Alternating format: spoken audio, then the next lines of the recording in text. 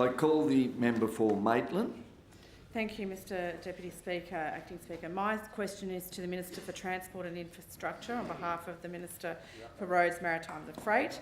Will you confirm that Ostwald Brothers were trading while insolvent for many months, yet the due diligence was not performed by the agency of the Minister for Roads, Maritime and Freight and her delivery partner, leaving 23 subcontractors owed $7.3 million for their work? Order. Minister for Transport representing Minister for Roads and Maritime Services. Look, I thought the Premier did a pretty good job at answering that question. Same question. And obviously I'm going to deliver a similar response. But before doing so... Order. Will it be as good though? It won't be as good. Won't be as good as the Premier's, but it'll be good. Benches. The observation I'd make is that we've had to reform an act called the Security of Payments Act since we've come to government, because we've had to recognise that after 16 years of Labor belligerence, shameful years, we actually had to make some changes, and that's the point that I would make. I know that a number of finance ministers have sought to do that because we recognise the important role that subcontractors play in building sites right across this state. And unfortunately, from time to time, head contractors do the wrong thing in terms of those subcontractors. And we've seen instances over the years, where some head contractors have even signed stat decks to say that subcontractors have been paid and have been found wanting. So, we have made some sensible changes. Now, this is a very serious situation in relation to some of these subcontractors. And the Roads Minister, I know for a fact, has through her agency, sought to try and find ways, not only through RMS, but also this... You going to listen? Order. Order. I wish the ears worked as well as the mouth. The point is that...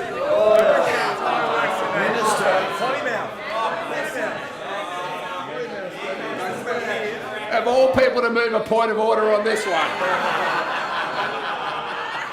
Shall I insert a beep? The Minister will resume his seat.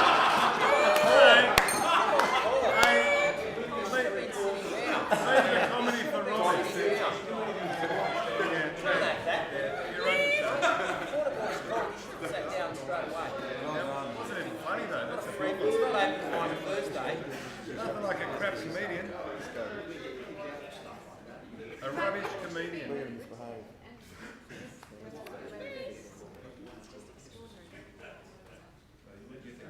Have you got a problem with that? Well, you know what to do. I call the member for Port Stephens. And I'm trying to do the right thing, Deputy Speaker. Order. Deputy Speaker, Standing Order 73, I would ask that you ask the Minister to withdraw the comments made about the member for Maitland. It was an observation.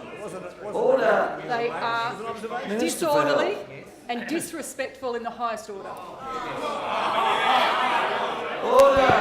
So he's dropping the F-bomb in Parliament, but we won't worry about that. I apologise to the member for Maitland, but if you want to sit here and yell at me, get up and move a point of order or move a notice of motion. What I'm saying here is you don't have to do that. Order. The Minister will resume his seat. You told me, you goose, just responded to the invitation. The member for Maitland was on a point of order. Mr Acting Speaker, it's 129. The question is about the failure of the Minister to exercise due diligence and about the 23 contractors who are out of pocket $7.3 million. It's really wrong for him to be making a joke out of this. So there's obviously in terms of this, and I make this point, first of all, we're doing an enormous amount of work on the Pack Highway because work wasn't done previously under the former government. Fact. And the point out of this is that there has been action taken both through the Small Business Commissioner and RMS to obviously try and assist these subcontractors, and that the Roads Minister is obviously going to continue to work through that. What I would also confirm to the House is that RMS have also looked very closely in relation to the way in which financial performance of some of these head contractors is happening at regular intervals, which makes sense. The RMS is also determining ways in which mechanisms be applied to put in place better ways to pay subcontractors directly. So, look, there's a lot of work happening up there. Obviously, in terms of those subcontractors, RMS is going to do everything they conceivably can to assist those who've been affected by this. And it's unfortunate that it's happened. And I think it's fair to say, and I know the Roads Minister has been working around the clock on this, because she doesn't want to see good local people put under enormous pressure as a result of a head contractor falling under. But occasionally it can happen. Occasionally it can happen. So you play your politics, we'll look after the small businesses concerned, and we will continue to deliver upgrades to the Pack Highway.